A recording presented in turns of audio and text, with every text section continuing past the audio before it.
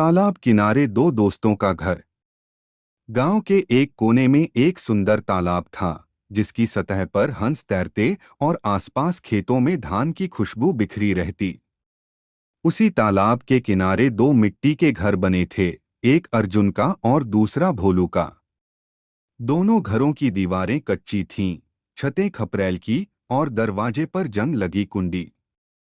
दोनों घर इतने पास थे कि एक घर से दूसरे के आंगन में आवाज देकर बात की जा सकती थी। अर्जुन और भोलू बचपन से ही साथ खेले थे, एक ही मिट्टी में पले बढ़े, एक ही स्कूल में पढ़े। अर्जुन का सपना था कि वह बड़ा अफसर बने, गांव का नाम रोशन करे। भोलू के ख्वाब छोटे थे, वह चाहता था कि उसका छोटा खेत हो, दुकान हो और तालाब किनारे उसकी छोटी सी जिंदगी सुकून से बीते। अर्जुन पढ़ाई में बहुत तेज था। भोलू ने हमेशा उसकी मदद की, खेत के काम में, घर के काम में, यहाँ तक कि अर्जुन के लिए किताबें खरीदने के लिए खुद मेहनत मजदूरी भी की।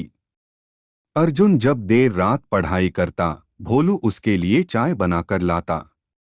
और अर्जुन जब थक जाता, भोलू उसके पास बैठकर कहता, भाई तू आईपीएस बनेगा, तब मेरा नाम सबकी जुबान पर होगा। तेरे ऑफिस के बाहर मैं फल बेचूंगा और लोग कहेंगे, देखो आईपीएस साहब का दोस्त है भोलू। दोनों हंसते, तालाब के किनारे बैठकर सपनों की बातें करते, आसमान में तारे गिनते। सालों बाद अर्जुन ने मेहनत करके सच में आईपीएस का सपना पूरा कर लिया। गांव में मिठाइयाँ बंटी, ढोल बजा, हर कोई गर्व से अर्जुन की तारीफ करने लगा। लेकिन अर्जुन जब भी गांव लौटता, उसका पहला कदम तालाब किनारे अपने उसी पुराने घर की ओर बढ़ता, जहां भोलू अब भी अपनी छोटी सी दुकान चलाता था। भोलू ने अर्जुन के लिए एक लकड़ी की मेज बना रखी थी, जिस पर वो अपने दोस्त के लौटने का इंतजार करता।